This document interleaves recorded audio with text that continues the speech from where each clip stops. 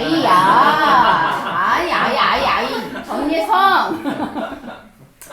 오케이. 그럼 먼저 하고 그 다음에 해주세요. 자, 시작. 사랑하고 축복합니다. 해주세요. 사랑하고 축복합니다. 이게 안 오네. 예성아, 사랑이 와야지 가는 거야. 그래도 오지 않아도 나는 사랑해, 너를. 축복하고. 자, 우리 오늘 말씀을 듣기 전에 우리 이 찬양을 1절만 우리 함께 하려고 해요. 우리 율동하고 같이 따라서 이 오늘의 찬양, 이 찬양의 가사에 오늘 메시지하고 아주 깊은 연관이 있어요. 우리 함께 시작. 하나님이 우리에게 아름다운 마음들이 모여서 서로 사랑해라, 서로 축복해라 말씀하셨는데 우리 이 메시지와 오늘의 메시지가 아주 연관이 있다는 걸 잠시 후에 이야기하겠습니다. 아름다운 마음들이 찬양을 우리 함께 불렀어요. 하나님은 우리를 세상을 축복하는 아이들로 우리를 만드셨어요. 하나님의 자녀인 우리가 누군가에게 기쁘고 좋은 일이 생겼어. 그러면 그 일을 나하고 무슨 상관? 나하고 상관없어. 이런 태도도 하나님 기뻐하지 않으시고, 얘들아, 너희들이 학교에서 어떤 친구가 멋진 옷을 입고 왔어. 오늘 새 옷을 입고 온 것 같아. 그럼 보통 정말 친한 친구라면 뭐라고 말할까? 야, 너 옷 샀나 봐. 멋진데? 오, 잘 어울려. 오글오글 하지만 이렇게 이야기해주는 게 하나님 자녀의 당연한 이야기라고 하나님 우리에게 말씀하세요. 누군가에게 즐겁고 기쁜 일이 생겼을 때 함께 축하해주는 그 사람을 하나님은 축복하시고 잘 되도록 축복해주세요. 그런데 오늘 성경에 예성이, 효진이, 예준이, 하율이는 하나님의 축복을 누군가 축복받은 사람을 축하하고 축복해주는 그런 사람인가요? 네, 그런 사람이 되어야 해요. 그런데 오늘 성경에 그렇지 않은 사람들이 나와요. 그 사람들, 그 민족들의 이야기를 들려줄게요. 2600년 전 에스겔 선지자가 있었던 그 시대에 요 가운데는 예루살렘 있지. 요 예루살렘, 요 긴 아래 사해가 있고 이 긴 지도가 요 안에 있는 나라가 바로 이스라엘 나라예요. 유다 나라예요. 그런데 이 나라 주변에 있는 나라들, 이 나라들이 바로 하나님이 축복하는 자에게 축복하는 사람을 축복하고 잘 되는 사람을 축하하고 칭찬해주고 멋지다고 해주는, 환호해주는 그런 나라들이 아니었고 하나님의 뜻에 반하여서 이스라엘 유다 민족에게 일어난 일을 보면서 이렇게 말했어. 먼저는 유다 민족 이스라엘 향해서 누구 선지자? 선지자 이름 뭐지? 세 글자? 에스겔. 에스겔 선지자가 하나님의 심판을 선포했어. 여러분, 하나님께 돌아와야 해요. 하나님 사랑한다고 고백하고 죄로부터 돌이켜야 해요. 라고 말하는 그들이 그 말을 들었을까 안 들었을까? 듣지 않았어. 듣지 않고 어떤 결과를 가졌지? 바벨론으로, 포로로 끌려가고 고통을 당하고 어려움을 당하는 그런 이스라엘을 보면서 아까 그 옆에 있던 블레셋, 아말렉, 에돔, 모압, 암몬, 아람, 이 나라들이 그런 포로로 끌려가는 이스라엘 민족들을 보면서 어떻게 말했냐면, 따라해보자. 전사님이 읽고 전사님이 빨간 글씨 같이 읽을, 너희들이랑 같이 읽자. 너는 암몬 족속에게 이르기를 너희는 주 여호와의 말씀을 들을지어다. 주 여호와께서 이같이 말씀하셨느니라. 내 성소가 더럽힘을 받을 때에 네가 그것에 관하여 빨간 글씨 시작. 네가 그것에 관하여 이스라엘 땅이 황폐할 때에 네가 그것에 관하여 유다 족속이 잡힐 때에 네가 그들에 대하여 이르기를 아하 좋다. 하였도다. 에스겔 25장 3절 말씀. 이걸 한마디로 말하면 뭐라고 말하냐면 에이 잘됐다 잘됐다. 에이 꼴 좋다 꼴 좋다. 전사님이 메시지 성경을 찾아보니까 이스라엘 민족들이 포로로 끌려가는 모습을 보고 어렵고 힘든 일을 당하는 슬픈 일을 당하는 그런 모습을 보면서 주변국들이 뭐라고 말했냐면 오 잘됐다. 이건 축하에 잘됐다가 아니라 비웃는 그들을 경멸하는 하나님이 기뻐하지 않으시는 그러한 말을 했어. 오늘 이 말씀에서 우리가 기억해야 될 메시지는 뭐냐면 따라해보자. 누군가의 실패와 아픔을 기뻐하지 말아야 해. 누군가 이스라엘 민족, 유다 민족이 겪는 그 고통과 포로로 끌려가는 그 아픔을 보면서 주변국들이 함께 슬퍼하고 아파하고 하지 않고 잘됐다, 쌩통이다 이렇게 말하는 그 주변국들을 똑같이 하나님이 그들도 심판하신다는 말씀이 25장, 26장에 나오고 있어요. 얘들아, 그러면 하나님은 우리에게 뭐라고 말씀하실까?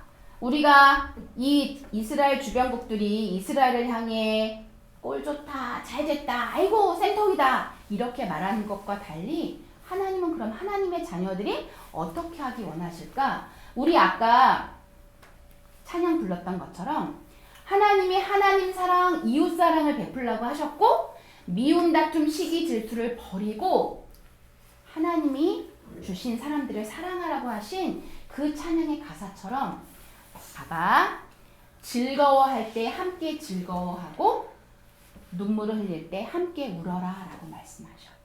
로마서 12장 15절에 이렇게 나와 있어. 따라해보자. 즐거워하는 자들과 함께 즐거워하고 우는 자들과 함께 울라. 이 말씀을 통해 하나님은 우리에게 너희가 정말 즐거운 일을 당한 친구 또는 이웃 그런 모습을 볼 때 함께 즐거워해, 함께 기뻐해, 잘 되었구나 라고 축복해. 또 한편 슬프고 어렵고 눈물 나는 일을 겪었을 때 나하고 뭔 상관? 이런 말이 아니라 이런 마음이 아니라 함께 옆에 있어주고 함께 토닥여주고 함께 위로해주는 그런 하나님의 자녀의 모습을 하나님은 기뻐하신다는 거야. 그런 한 사람이 있었어. 하나님의 은혜를 받고 하나님의 축복을 받았던 믿음의 조상 아브라함. 아브라함은 하나님의 축복을 받고 하나님의 은혜를 받아서 모든 민족의 열방의 아버지가 되었지. 그런 아브라함이 가는 곳곳마다 사람들에게 하나님의 축복이 되었어. 그래서 우리는 아브라함 믿음의 조상을 보면서 축복의 통로라고 말할 수 있어. 축복의 통로 아브라함처럼 축복의 통로 예준이, 축복의 통로 하율이, 축복의 통로 효진이, 축복의 통로 예성이가 되기를 하나님은 기뻐하셔. 그런 축복의 통로인 우리가 할 수 있는 거 아까 말했듯이 친구에게 좋은 일이 생겼어. 친구에게 기쁜 일이 생겼어. 그럴 때 야 진짜 잘됐다. 함께 박수 쳐주고 그 일을 함께 기뻐하고 또 반면 눈물 나고 슬프고 아픈 일을 당했어. 유정 멘토님은 친구가 저번 주에 할머니의 소천을 맞으셨어. 할머니가 오랜 할머니에게서 할머니 손에서 큰 이 친구가 할머니를 잃은 그런 슬픔을 당했을 때 그 장례식장에 가서 함께 옆에 있어주고 함께 울어주고 함께 이야기하는 그런 이야기를 들었어. 그것이 맞아. 그게 바로 하나님이 우리를 향해 바라시는 거야. 그러면 이렇게 슬픔을 당한 이들 옆에 함께 있어주고 야, 뭐 그런 일 갖고 그래. 이런 말이 아니라 함께 안아주고, 함께 토닥여주고, 함께 눈물 지어주는 그런 자리에 가는 것.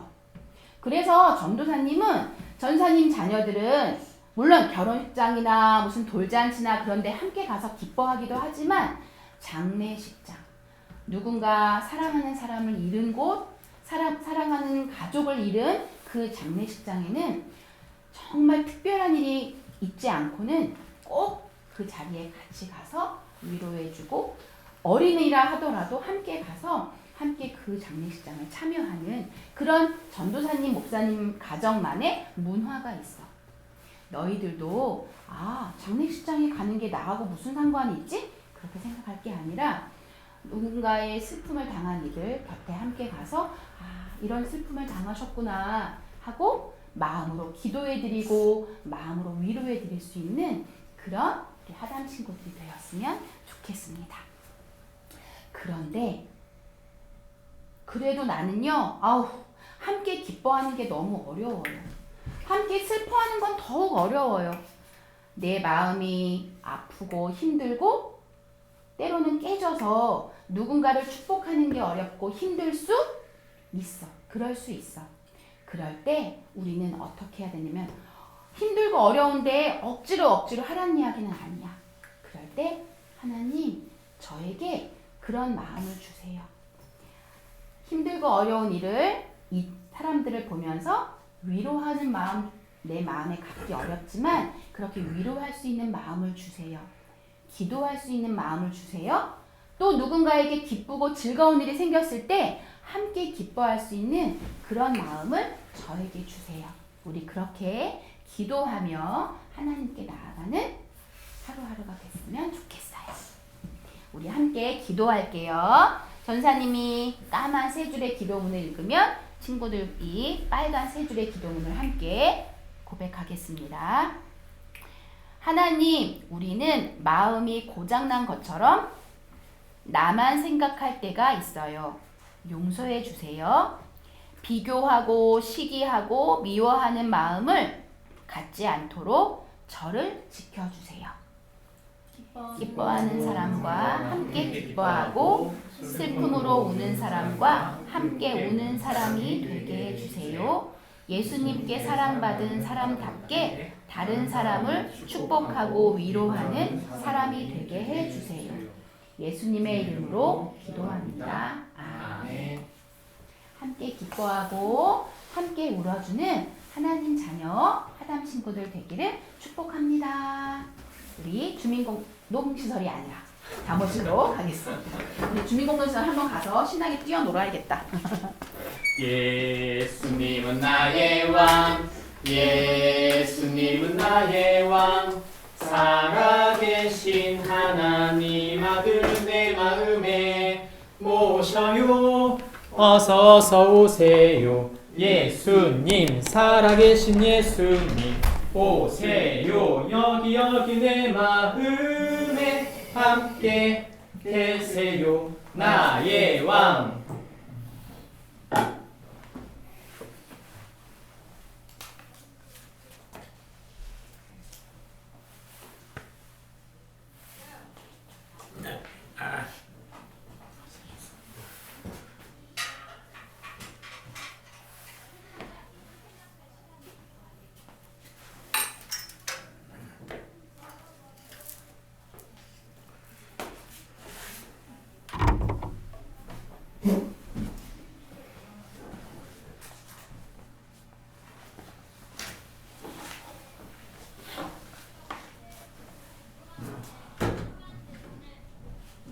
지난 10월 31일 그리고 어제인 11월 1일 우리나라에서 큰 행사가 있었습니다. 무엇이죠? 에이펙 행사입니다. 에이펙 행사는 지금까지 전 세계적으로 각 나라들이 전쟁 때문에 또 경제적인 여러 가지 어려움들 때문에 많은 갈등이 있었는데 이 갈등들을 해소하는 또 우리나라에 있어서는 굉장히 중요한 행사였습니다. 이 태평양 경제협력기구 에이펙 때문에 우리나라에게 있어서는 큰 힘이 되었습니다. 이 행사가 잘 치러진 것은 참으로 복이라고 생각하는데 참 좋은 행사였다 이런 생각을 하는 반면 뒤집어서 한번 생각해 볼 필요가 있습니다. 머지않아 작년 이맘때 어땠는지 한번 생각해 보십시오. 온 세상이 모두 예민했습니다. 미국이 관세 정책을 변화시키면서 압박해가지고 전 세계가 다 경직됐어요. 다들 경제적으로 힘든 상황 속에서 누가 더 경제적인 안정을 누릴 것인가, 어떻게 하면 우리가 그 경제적 불안감 속에서 안정을 얻을 것인가, 이런 고민 때문에 굉장히 많은 정치적, 경제적 변화가 있었습니다. 한 치 앞을 알 수 없었어요. 사실은 1년 전만 해도 아군인지 적인지를 구분할 수 없는 상황, 같은 편 같은데 전혀 같은 편 같지 않은 상황, 그것이 1년 전만 해도 우리 앞에 펼쳐졌던 상황입니다.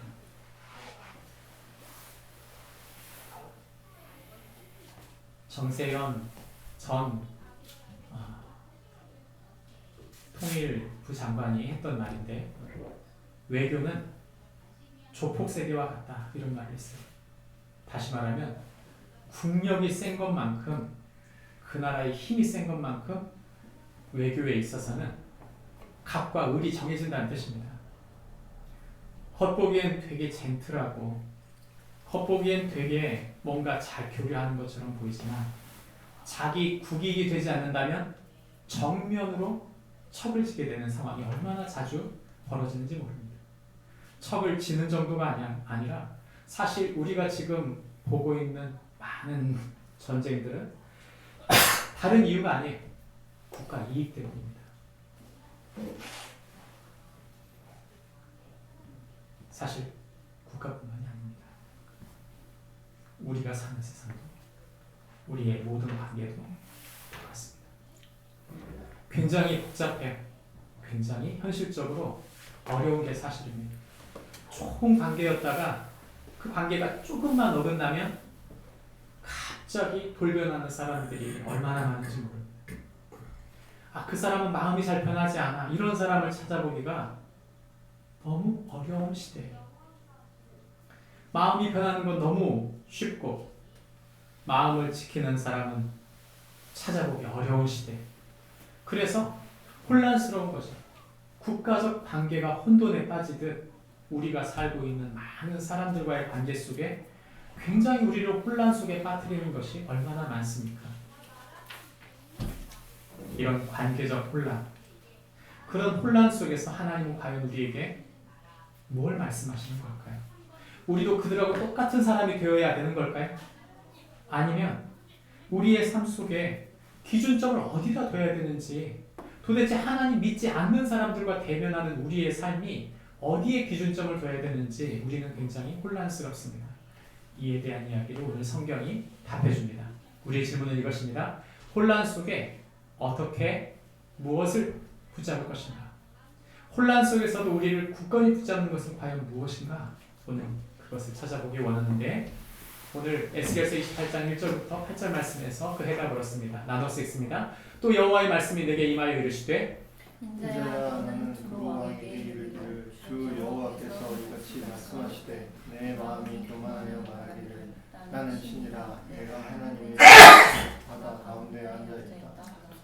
내 마음이 하나님의 마음 같은지 할지라도 너는 사람이요 신이 아니거늘 네가 다니엘보다 지혜로워서 은밀한 것을 깨닫지 못할 것이 없다 하고, 내 지혜와 총명으로 재물을 얻었으며 금과 은을 곳간에 저축하였으며 내 큰 지혜와 내 무역으로 재물을 더하고 그 재물로 말미암아 네 마음이 교만하였도다.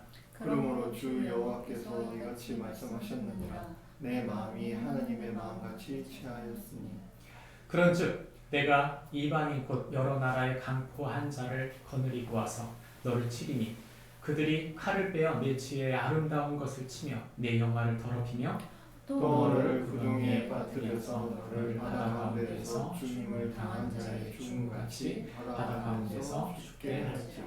아멘. 우리가 읽은 성경 부분 말씀을 한마디로 조리면 이런 말입니다. 같이 읽습니다. 시작. 성도는 자기 교만에 빠진 자를 심판하시는 하나님이심을 기억하는 자예요.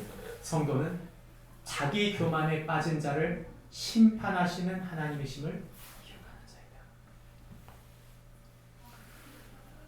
이스라엘에게 있어서 많은 나라들이 존재했는데 그 중에 이스라엘 주변국 중에 가장 얄미운 나라가 하나 있었습니다. 그 이름이 두로입니다. 그 두로는 굉장히 부자였어요. 부자가 된 이유가 바다에서 교역을 잘했기 때문입니다. 해상력이 뛰어나가지고 배를 잘 만들고 그 배로 무역을 너무 잘한 거예요. 상인들이 대단한 사람들입니다. 그러니까 엄청난 부를 쌓을 수 있었던 거죠. 부자만이 아니에요. 지혜로웠어요. 이 사람들은 바다에 도시를 지을 만큼 과연 2600년 전에 바다에 도시를 짓는다? 이게 상상할 수 없는 일인데 그들은 해냈어요. 그걸.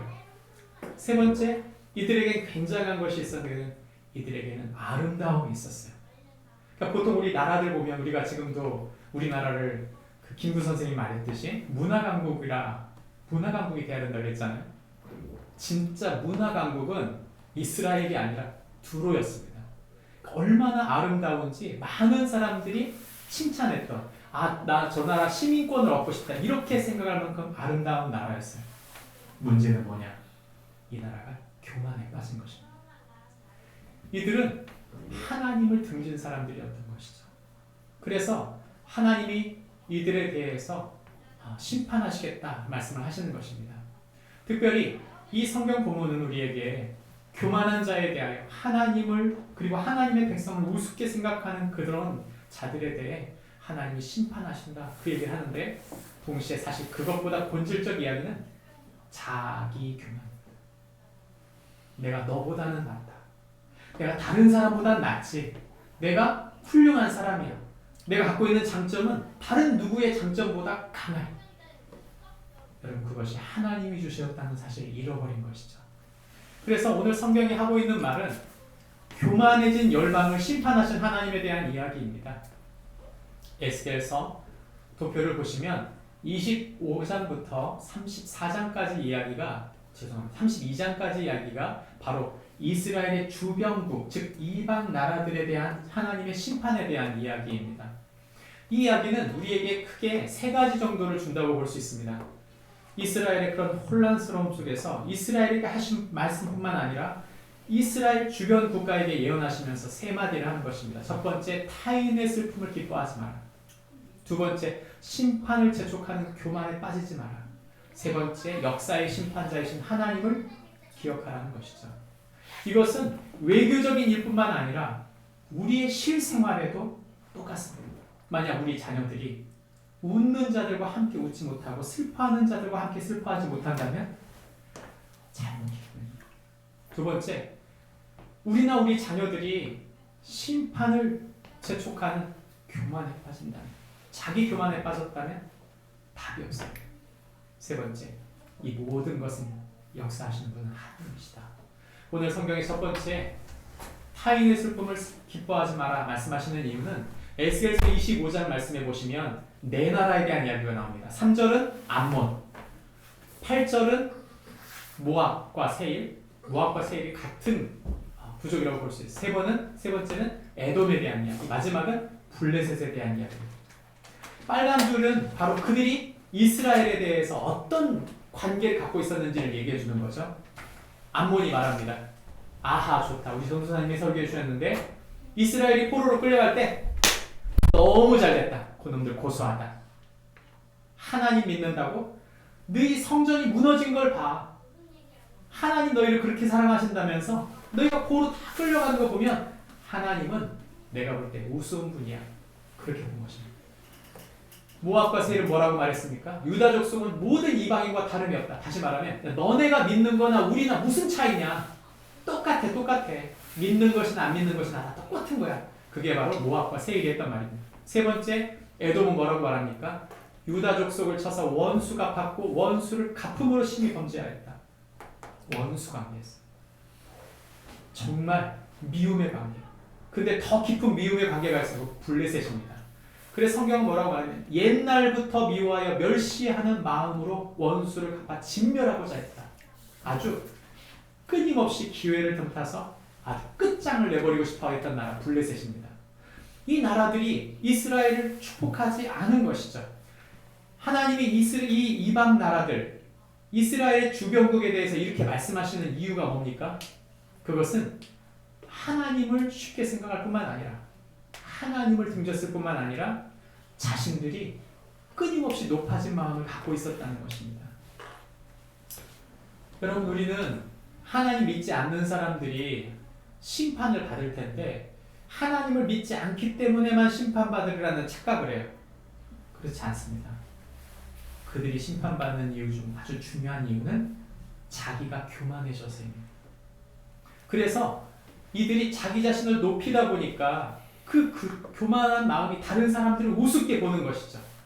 그 높아진 마음 때문에 다른 사람들을 우습게 보고 그리고 자신은 그것보다 낫다고 생각하는 그런 마음들, 그런 관계를 끊임없이 포기하지 않았던 것입니다. 저와 여러분은 어떻습니까?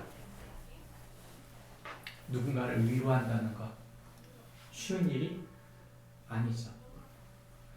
우는 사람들과 함께 운다는 거 쉬운 일이 아닙니다. 가까우면 몰라요. 근데 어중간한 관계에서 왜 장례에 오라고 하면 애매하잖아요. 가기도 그렇고 안 가기도 그렇고. 그럴 때 우리가 제일 먼저 생각하는 게 뭐예요? 그들이 그 사람이 우리 장례식에 왔나 안 왔나를 보는 거예요. 또는 그 사람이 우리에게 부조를 했나 안 했나를 보지 않습니까? 그게 우리 마음이에요. 보통 사람들의 마음이죠. 그런데 성경 우리에게 뭐라고 말합니까? 나는 너를 어떤 사람으로 세웠냐면 그들을 위로하는 사람으로 세웠다. 형편이 안 된다면 어쩔 수 없어요. 형편이 안 된다 하더라도 그들에 대하여 위로하는 마음을 갖는 것, 문자 하나라도 보내는 것 저는 필요하다고 믿습니다. 하나님이 복 주는 사람이 어떤 사람일까요? 이거 굉장히 어려운 문제인데요. 제가 굉장히 가까운 지인 중에 한 분이 그분은 항상 부정적인 생각을 하고 있어요. 이게 뭔가 어떤 한 사람을 보면 이런 생각을 하는 거죠.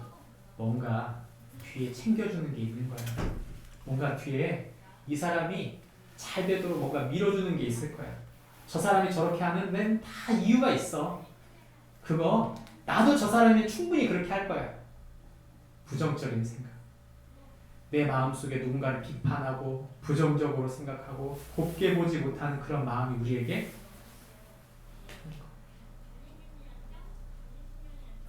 그런 사람 중에 한 사람이 저입니다.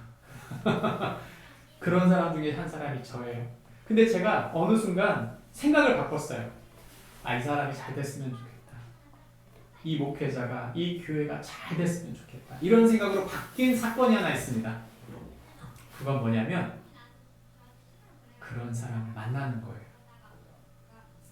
제가 만난 사람 중에 한 분은 너무 인격이 훌륭해요. 아주 실력도 좋아요. 정말 믿음이 좋은 분이에요. 제가 볼 때 가까이서 지냈는데 왜 사람이 모든 게 다 잘하면 좀 밉잖아요. 얄밉잖아요. 그리고 그 사람 좀 흠을 찾고 싶어 하지 않아요? 그죠? 근데 흠을 찾을 수가 없었어요. 근데 흠을 찾을 수 없기 때문에 내가 좋아하는 게 아니고요. 이 사람이 저를 끊임없이 선한 마음과 저를 세우려는 마음으로 저를 축복하는 것에 감동을 된 거예요. 제가 어떻게 바뀌었느냐? 그분 때문에 바뀌었어요. 여러분, 우리는 누군가 잘 되는 거 박수 쳐주기가 쉬워요, 어려워요? 그게 어려워요. 그래서 하나님 우리에게 말씀하시는 거죠. 그걸 해야 된다. 바로 그걸 해야 된다. 우리와 우리 자녀들이 잘 되려면 박수 쳐줄 줄 알아야 돼요. 당신이 정말 잘 되길 바랍니다. 박수 쳐줄 줄 알아야 되는데 그걸 못해요. 그게 굉장히 어려운 거예요. 목사님, 어떻게 하면 그렇게 바뀔 수 있나요? 경험해 봐야 됩니다. 경험해 봐야 돼요. 누군가 나에게 많은 사랑을 베풀어주면 박수 쳐줄 수 있어요. 내 마음이 왜 부정적이고 왜 그 사람에 대해서 적대적이냐면 이유는 하나예요. 내가 그런 사랑을 받아본 적이 없기 때문입니다. 그래서 하나님은 우리에게 말씀하시는 것이죠. 그리스도의 사랑으로 채워라. 그리스도의 사랑으로 그걸 채워라. 그게 너무 중요합니다. 교회 공동체에서 서로를 축복하고 위로하고 잘 됐을 때 박수 쳐주는 걸 경험해 본 사람만이 다른 누군가를 축복할 수 있는 거죠. 하나님은 우리에게 분명히 말씀하십니다. 우는 사람들과 함께 울고 기뻐하는 사람들과 함께 기뻐해요. 함께 즐거워할 줄 알고 함께 울 줄 안다면 그 사람은 하나님이 축복하는 사람이에요. 하나님은 아브라함을 축복하셨어요. 왜요? 복의 통로가 되라고. 함께 기뻐하고 함께 슬퍼하라고 아브라함을 세운 거예요. 세상 사람들은 전부 다 기브 앤 테이크 계산입니다. 그러나 하나님의 사람들은 그 이상을 뛰어넘은 사람들이에요. 진심으로 기뻐해 줄 줄 아는 사람, 진심으로 위로해 줄 줄 아는 사람. 하나님께서 우리를 그렇게 세우신 줄 믿습니다. 성경은 우리에게 바로 그 이야기를 하는 것입니다. 주님은 우리에게 그런 사람이 되기 위해 기억할 것이 있다. 우리 마음속에 기뻐하지 못하고 함께 슬퍼하지 못하는 이유가 뭐냐면 교만 때문에. 그래서 끊임없이 내 마음을 높이고 사는 거죠. 기준점이 뭐예요? 왜 축복을 못하냐면 내 기준점이 여기 있는 거예요.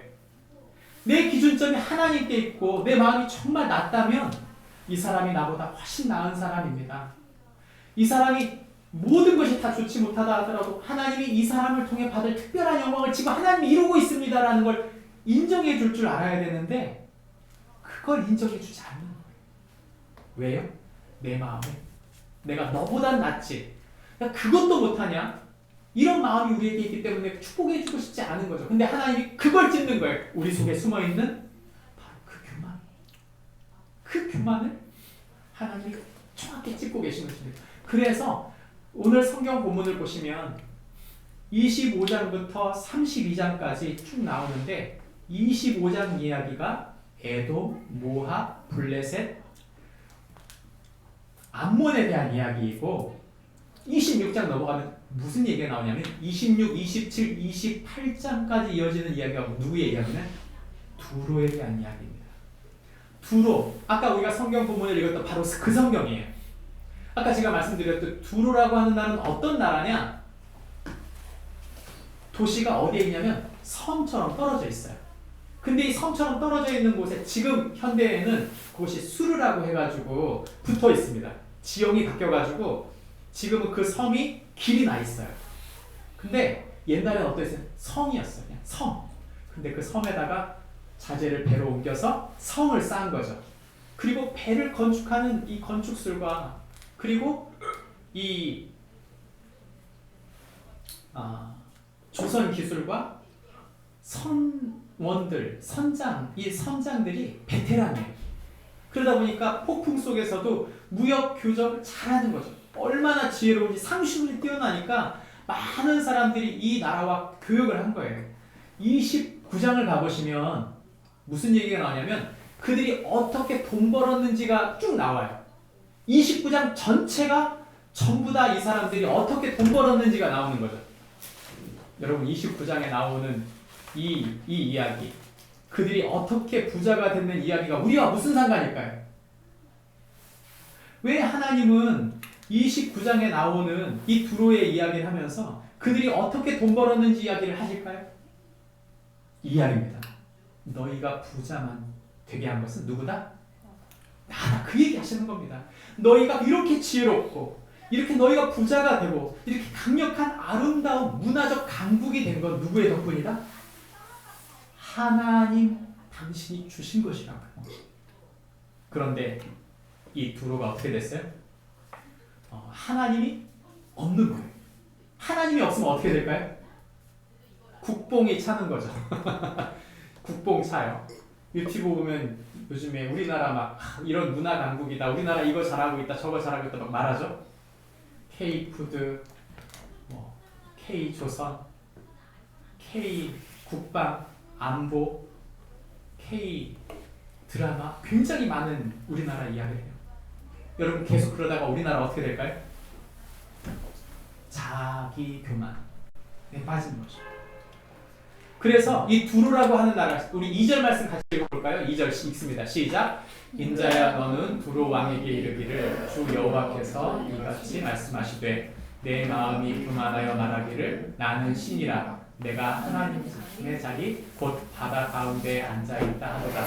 내 마음이 하나님의 마음 같은 채 할지라도 너는 사람이요 신이 아니거늘. 마음이 얼마나 교만해졌는지 자신이 누구라고요?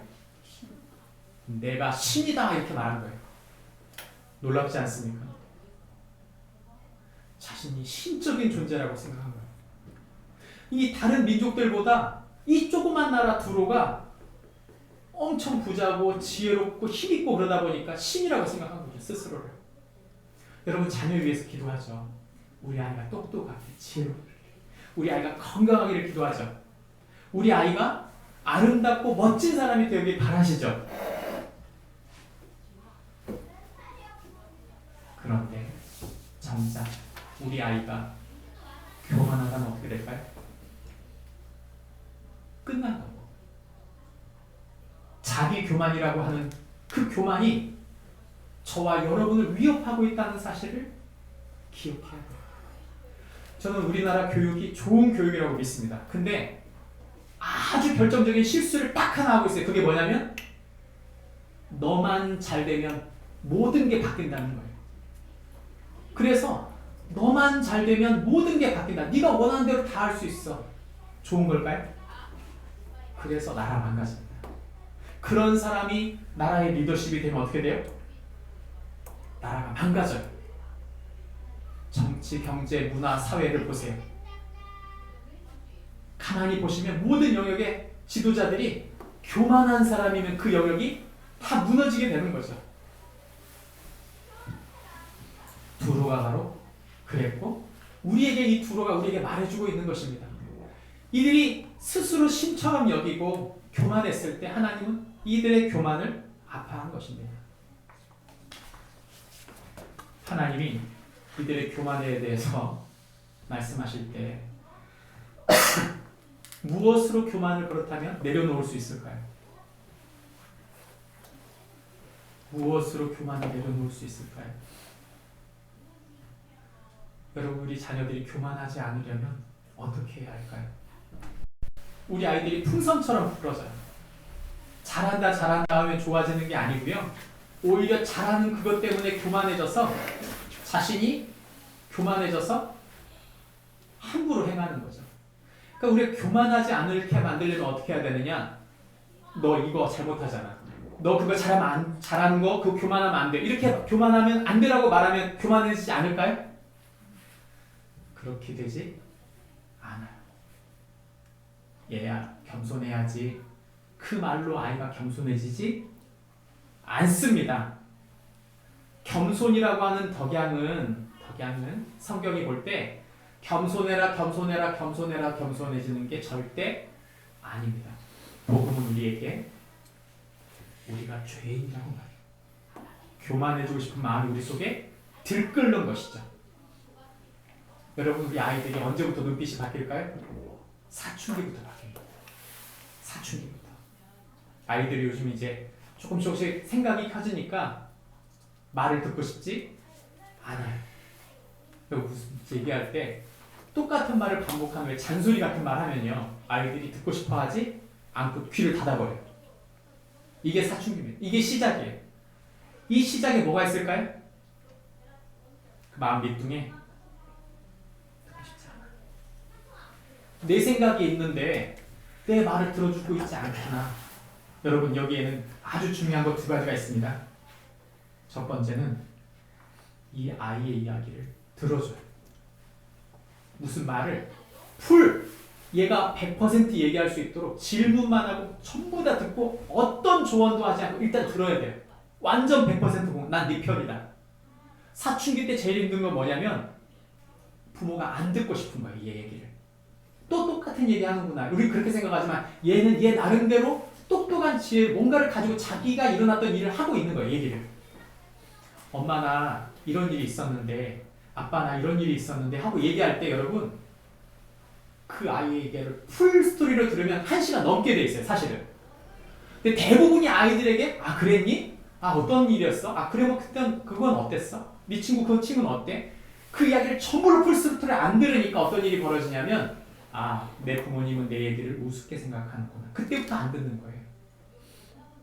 만약 여러분 자녀들이 여러분한테 풀 스토리를 들려주고 있지 않다면 그건 분명히 이 아이가 내 부모님은 내 얘기를 안 들어주는 분이야 라고 생각하고 있는 거예요. 그래서 어떻게 해야 될까요? 두 번째, 풀 스토리로 들려주려면 자신을 낮춰야 돼요. 하나님께는 손자가 없습니다. 얘는 이제 친구로 오려고 하는 거예요. 이건 굉장히 중요한 질문입니다. 이 아이를 당신의 친구로 받겠습니까? 이 얘기예요. 그 얘기가. 내가 진짜 수평관계로 친구가 될 마음으로 내가 내 평생 친구가 되겠다. 내가 무덤에 들어가는 그 순간에 나는 네가 네 입에서 우리 아빠는 우리 엄마는 나에게 좋은 친구였다. 여러분 그 얘기를 듣고 싶지 않다면 그럴 필요가 없어요. 근데 진짜 그 얘기를 듣고 싶다면 질문만 하세요. 풀로 들으세요. 근데 그 마음을 갖기 위해서 두 번째 중요한 건 뭐냐면 낮아져요. 그 낮아진다는 건 여러분 뭐냐? 이게 중요합니다. 예수님 뭐라고 말씀하시냐면 내가 낮아지는 게 뭐냐면 바로 이겁니다. 마태복음 16장 24절 말합니다. 같이 읽습니다. 시작. 누구든지 나를 따라오려거든 자기를 부인하고 자기 십자가를 지고 나를 따를 것입니다. 우리 아이들이 예수님을 경험하게 해주려면 어디 집회를 데려가는 게 그게 아니에요. 아 우리 부모님 속에는 예수님의 마음이 있구나. 그걸 경험하게 해주는 것보다 더 좋은 복음은 없는 것이죠. 이 아이가 마음을 열어서 친구가 된다는 게 그게 복음입니다. 그게 복음. 내 부모님은 다른 친구들과 달라. 뭐가 다른데? 내 부모님은 진짜 좋은 친구예요. 내 부모님은 예수님 닮은 좋은 친구예요. 이것보다 더 좋은 복음이 어디 있어요? 그렇게 듣게 만들려면 이 아이에게 내가 예수님처럼 예수님을 따라가는 마음처럼 나를 내려놔야 돼요. 내 생각, 내 계획, 그걸 내려놔야 돼요. 제가 굉장히 힘든 것 중에 하나가 뭐였냐면 우리 아들이 전혀 생각하지 않은 분야로 진로를 결정한 거예요. 그래서 저는 우리 애들한테 했던 말이 딱 하나거든요. 목사는 되지 마라. 항상 그렇게 말했는데 목사는 아니더라고요. 근데 중요한 건 뭐냐면 아, 나 그게 안 좋은데? 나 그게 마음에 안 드는데? 그게 가는 거예요. 여러분 어느 순간 제가 회개했어요. 내가 얘 꿈을 디자인하고 싶은 거지. 내 마음속에 얘가 이렇게 잘 됐으면 좋겠다. 그 잘 되고 싶은 내 욕망이 그 방향성이 하나님이 그를 통해 받을 하나님의 영광과 계획을 막게 만들더라고요. 누가 막은 거예요 정확히? 내가 막은 거예요. 하나님이 이 아이를 세워가는 하나님의 계획이 있는데 좋은 친구가 되어 인정해주고 싶은데 아니야. 야 그 길은 아니지. 아 이게 더 좋지 않냐? 그 말을 해주고 싶은 마음이 들끓다 보니까 애 말을 막아요. 제가 그랬어요. 근데 어느 순간 하나님이 아니 나는 이 아이를 통해 받은 영광 내 자신을 내려놓고 제가 이 아이를 위해 대가를 치르겠노라고 고백하고 나갈 때 철저히 그것이 예수님의 길이라고 믿고 최선을 다해요. 이 아이가 그것으로 열매를 맺을지 안 맺을지는 모릅니다. 그건 하나님의 영역이고 그 아이의 영역이에요. 그걸 내가 침범할 이유가 없어요. 내가 충분히 이미 조언했습니다. 근데 더 얘기한 건 뭐예요? 그건 잔소리예요. 잔소리. 하나님이 원하시는 하나님의 계획이 무엇인지를 기도하며 하나님 앞에 맡겨드리며 나가야 합니다. 뭐가 교만입니까? 내가 이 아이를 컨트롤할 수 있다. 그게 교만입니다. 내가 생각하지 못하는 영역들 하나님께 맡겨드리고 하나님이 인도하시는 것을 가는데 가장 문제거리는 누구냐? 우리 자신이에요. 그걸 인정하는 게 제일 갱년기가 어려운 이유는 나를 내려놓는 시간인데 내려놓고 싶지 않은 갱년기에 흉도라는 사춘기가 끊임없이 잔소리하지 말라고 하니까 흥분하고, 내 말을 듣지 않으니까 흥분하고, 내가 원하는 계획대로 가지 않으니까 흥분하는 것입니다. 저는 이것이 진짜 하나님의 놀라운 계획이라고 생각해요. 그래서 세상 사람들 보면 전부 다 갱년기하고 사춘기하고 싸워가지고 다 깨지면, 부모 자식 관계, 친구 관계라 보기가 힘들어요. 저와 여러분은 어떤 관계가 되기를 원하십니까?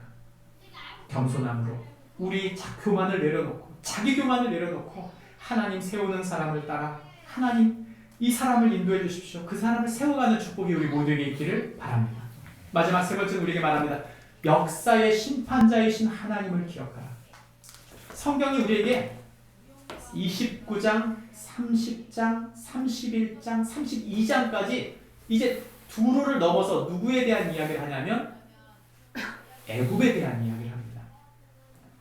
여러분, 애굽은 옛날부터 강대국이었어요. 굉장한 강대국, 끊임없이 이스라엘이 애굽을 의지한 적이 너무나 많아요. 근데 하나님이 29장에 가보면 내가 그들을 뭐 하겠다?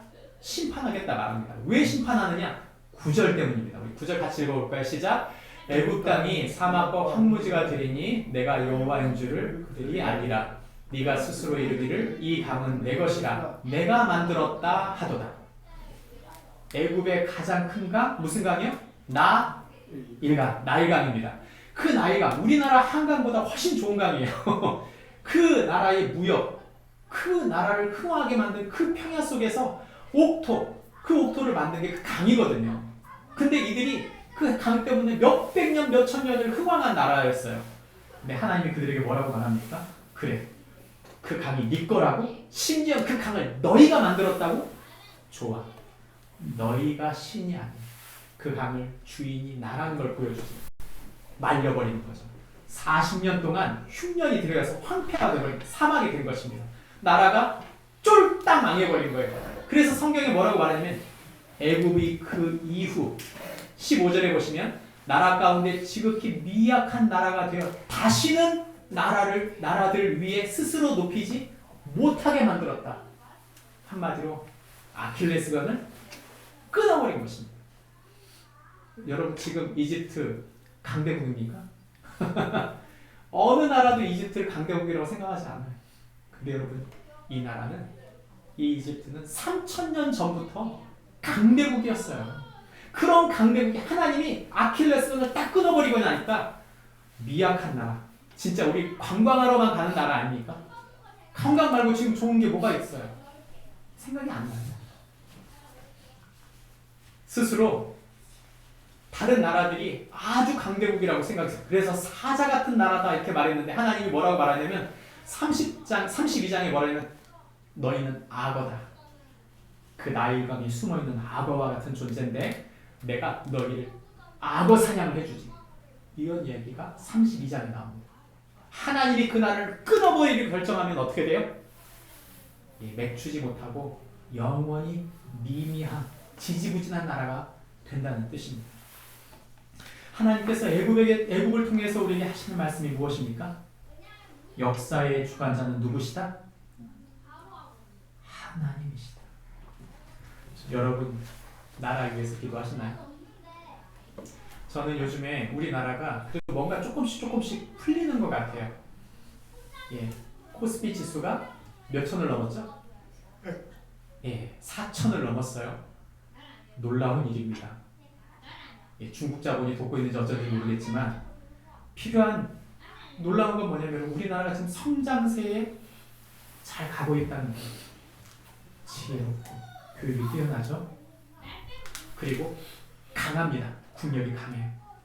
전 세계 5위예요. 그리고 문화강국입니다. 아름다워요. 문제는 뭐냐? 국뽕에 차면 안 됩니다. 전 이 나라가 굉장히 위험한 길을 가고 있는데 하나님을 잃어버리고 있어요.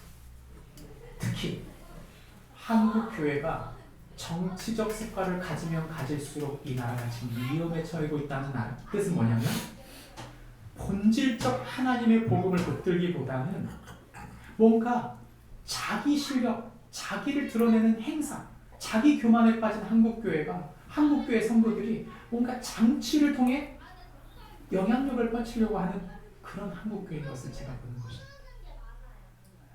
여러분, 정치는 중립적인 거예요. 교회는 특히나 중립적이어야 합니다. 중요한 건 여러분, 이 나라를 위해, 위정자들을 위해, 대통령을 위해 기도해야 될 일이지 혐오해야 될 일이 아닙니다.